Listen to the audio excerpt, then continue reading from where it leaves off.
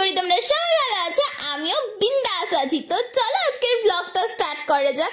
আজকে আমার এত এনার্জি কেন বলো তো? দুপুরের লাঞ্চটা দেখে না পুরো আমার এনার্জি গনগন করে বেড়ে গেছে। আজ হলো সানডে।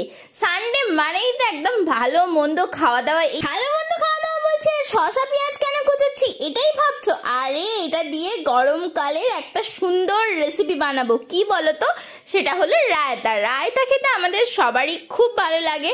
এখানে আমরা রায়তা বানিয়ে নিচ্ছি। আর আজকে আমি কিন্তু গিয়েছিলাম তোমাদের দাদা ভাইদের বাড়ি।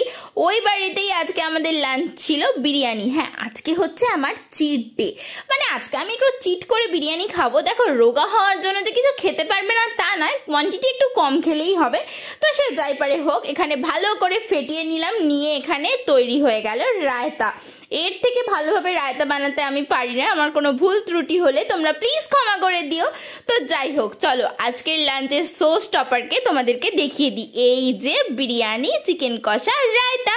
তো চলো ঝটপট করে লাঞ্চটা করি। আর আমি এইভাবে ভিডিও করছি, তোমাদের দাদাভাই বলছে হ্যাঁ হ্যাঁ ভালো করে ভিডিও করো, ভালো করে ভিডিও করো। যাই হোক, আজকে দিনের ব্লগটা এই অবধি। তো যদি কিছু ভালো লেগে থাকে please do like, comment, share and subscribe my channel. Tata, by.